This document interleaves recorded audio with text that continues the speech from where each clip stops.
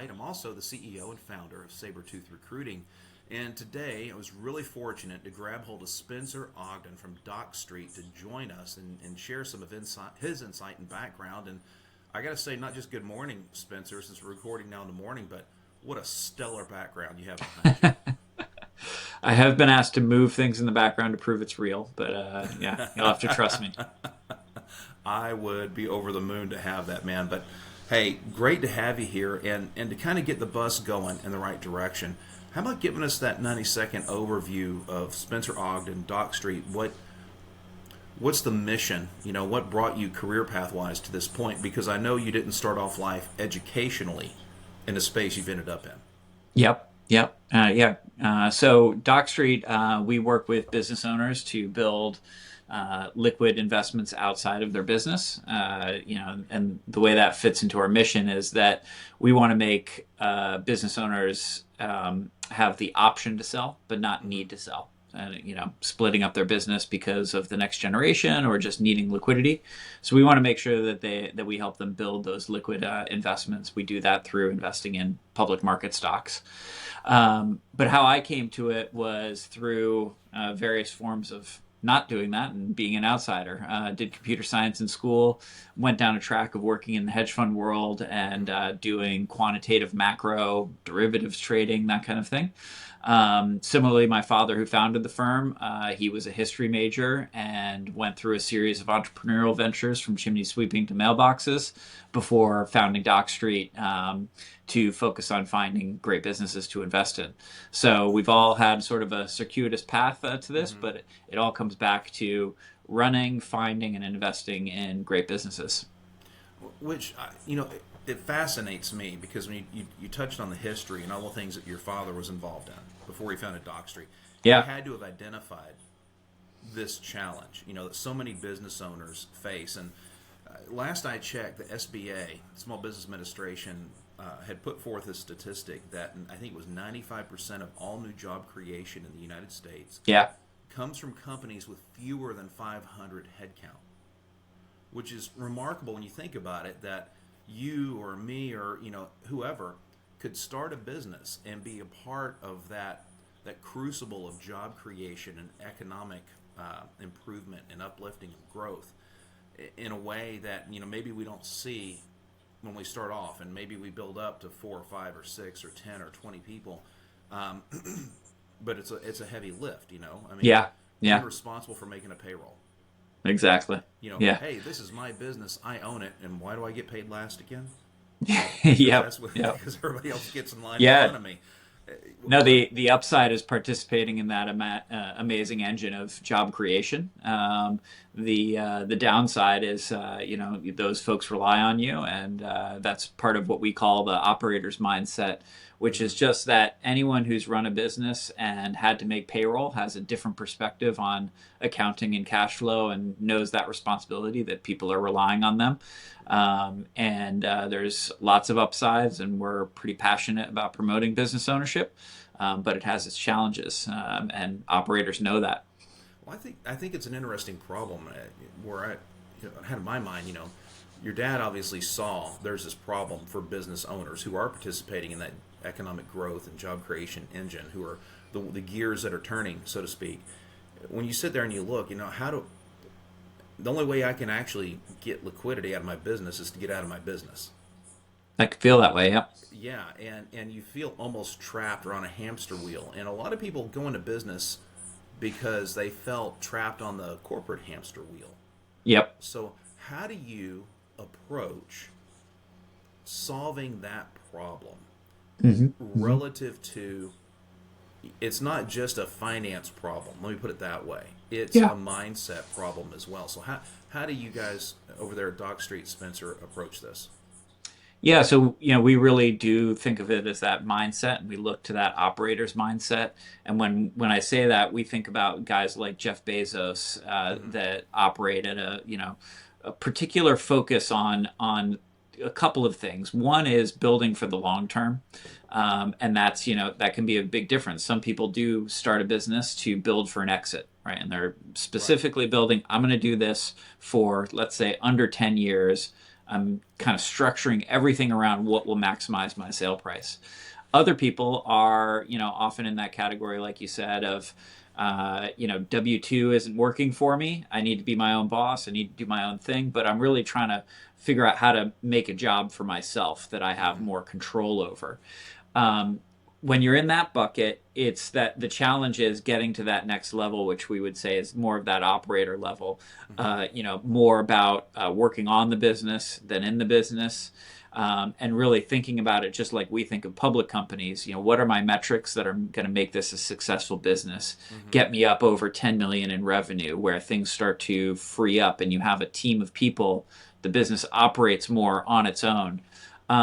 And often that's the biggest hurdle there sometimes is things like pricing, where you're pricing your services at a certain profit margin, which gives you a good lifestyle, but doesn't give you the financial flexibility to get to that next level, whether that's hiring people to manage the company or build out your team so that you're, again, out of the business, not in it. And when you think of like the conversation around selling to PE, often that's what the PE company is doing after acquisition, is saying, no, margins are too small. We need to increase pricing. We need to control costs. We need to get that profitability in there so we can have that free cash flow to reinvest in the business. If as a business owner under 10 million, you can adopt that mindset of Mm-hmm. like, imagine I was a PE person, then you can run your business like that, potentially build up that financial flexibility. Then once you're over 10 million, usually the distributions from the company are large enough at that point where your day-to-day spending is met, and it becomes more of a question of, what am I going to invest in? Am I going to invest in the business and continue to grow, or are my growth opportunities in the business shrinking, or I want to invest outside the business for liquidity reasons, and I want to do that outside the business. We call the business the first engine. That's the first engine of growth. Right. That's usually where we encourage. Often the business, the investment opportunities inside a business are better than you can get anywhere else, and they're in your control. But when those do start to taper, building a second engine of liquid, high return investments is where we start to come in with a solution. And it sounds like it starts in the shift of the mindset that has a focus on unit economics. Mm-hmm. And I'm a big believer that in my business, every deal has to support itself. Yep. A bad deal is not a profitable deal, Yep.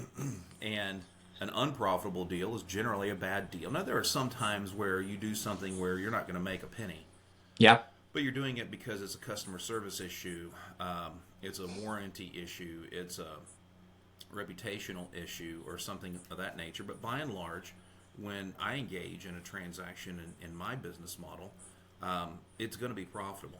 I'm Yep. not going to lose money on it. And it's one of the reasons why mentally a few years ago we went from a shift in the headhunting space. My firm did. We went from a shift of, okay, let's everybody work on 30, 40, 50 jobs at a time, and we're going to fill 15, 20% of those, and everybody's Yep. going to be happy. It's an abusive relationship because 80+% of the time you work for free. Mm-hmm. Mm-hmm. Where the model we shifted to is we're still servicing that white collar professional space just south of the C-suite. People making 150 to up to about 350, experienced professionals, mid management, upper management.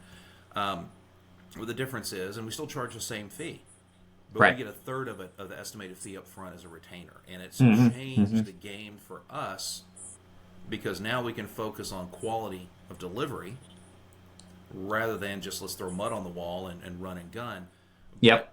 But it also puts us in a space that if something goes sideways, we at least break even. So we had a client, we've had an almost 100% fill rate on our assignments under our retingent model, we call it. But even ones where we didn't, we at least felt like we about broke even because we had the retainer on the front end, considering all the resources we put into it. So we have a much Yep. narrower client base than before, but we're Mm-hmm. much more successful in our delivery and in the relationship because everybody's aligned in it, because everybody's got skin in the game, which is a great change. But that's a mental shift we had to undergo. And from a marketing perspective, it's hard. It's Sure. difficult Saying because no is hard. everybody goes, well, yeah, you do this. Well, you work for free. Here's a job description. Good luck. Mm-hmm. Mm-hmm. No, I mean, if talent acquisition is so important and talent's so important to your business, why treat it like a cast off? Why not, focus in on it qualitatively, not just quantitatively, and get it done the right time, the right way, the first time, every time. Yep. And it's Yep. so I can see where you're coming from in this mindset shift, where it kind of starts with where do you want to go, what are you trying to get out of it. We're going to have to change your unit economics, and by and large, and move this to a point where the profitability from your enterprise, however large or small it is such that now, to your point, you can build a secondary operation or secondary effort that's going to alleviate that difficult question. Did I just create a job for myself and I'm running on a different hamster wheel? Or do I have something that can really afford the flexibility and the thoughts and the adventures in life that I'm looking for? And I think that's kind of the Yep. mindset where you guys are coming from. Yeah, that's right. And the goal is to build that second engine so that you can retain ownership. We believe that business ownership is important, and that often when you go through the math of selling a business, you're often better off keeping the business and the cash flow that you can get from that business rather than that big upfront check that you get from selling. Now, the trick to that is that you've got to, if you don't want to be in the business day to day, you've got to figure out a way to do that. And obviously, that always means reduced cash flow because you've got to hire people to do that. But it's a big chasm to cross sometimes of getting yourself out of the business. But it can be much more beneficial long term if you can figure that out. And I think there's two parts to that. One is the sort of the mindset and the managerial thing of saying, I'm going to hire someone. I'm going to be able to manage them. I'm going to get the business to run itself so that I can be sort of more of a passive owner of the business. That's a difficult managerial question. But the second part is the financial resources and the liquidity. So when you have a second engine built up of liquid investments, one, it's liquid. So if you need access to the capital, whether that's to do estate planning, or it's to buy reinvest in the business, or buy inventory, a temporary infusion of capital back into the business, you've got options because you have that liquidity. Or something comes up in your life, you have the liquidity to handle it rather than needing to tap assets from the business that is illiquid. And also just having that return outside the business that can generate cash flow and income for you. So now your income, either presently or in retirement, most business owners aren't really looking to retire in the conventional way, but they're always involved in something. But if you can build up that diversification, you've got liquid assets outside the business that you're drawing from for some of your spending. You've got cash flow coming from the business. Now there's less pressure on the business. You can take less cash flow from there, and keep reinvesting. Yeah. So you touch on two things in here, that are quite interesting to me. Number one, options. When I talk to my kids, what should we study in college, or go to trade school, or whatever it might be. I tell them ultimately part of your goal is to give yourself options, because we all make choices, and we go through this decision tree that takes us where there's fewer branches.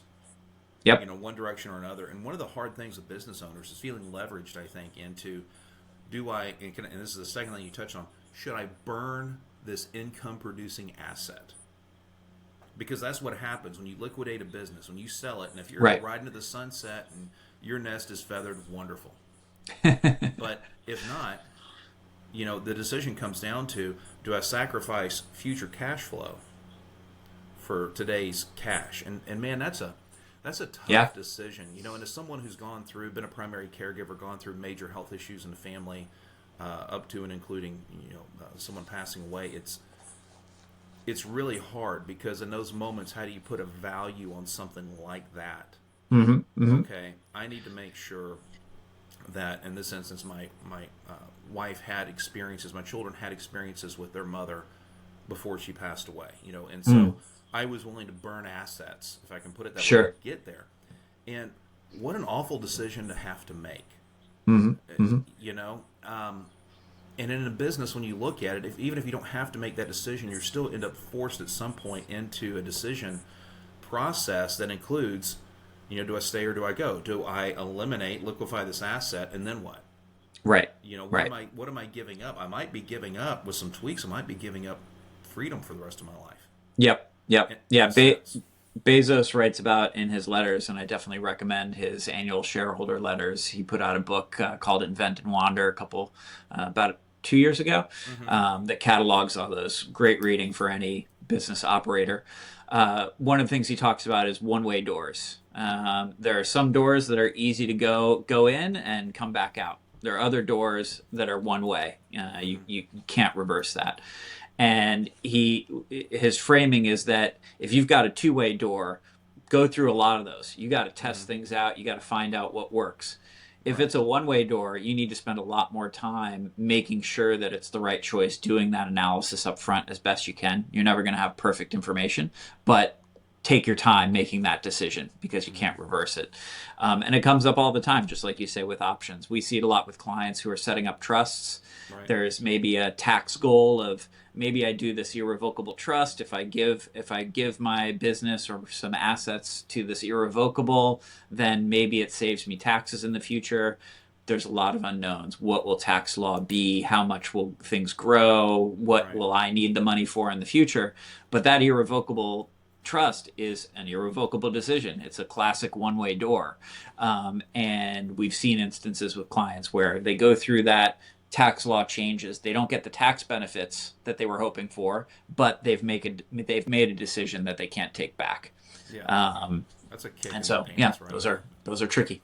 Well, let me ask you this, because we've covered a lot of territory today, Spencer, and I think there's a lot more we could cover. So if somebody wanted to find you and engage and have a conversation and go deeper down this rabbit hole, what's the best way for people to find you and get in touch? Yeah, so we're at docstreet.com, and you can find me, Spencer Ogden, on LinkedIn, and we try and post as much helpful thoughts as we can. We also have a letter that we send to clients every couple weeks, and we send those on delay, so there's a letter subscription that you can do on our website at DocStreet. So. Awesome, and it's DOCK, like a dock in the water, street. That's right. .com. Dock by the water. I actually like it. The imagery that pops up in my head, it kind of actually fits your background, going back to where we started this morning. Hey, Spencer, thanks so much. You got it. Thanks, John.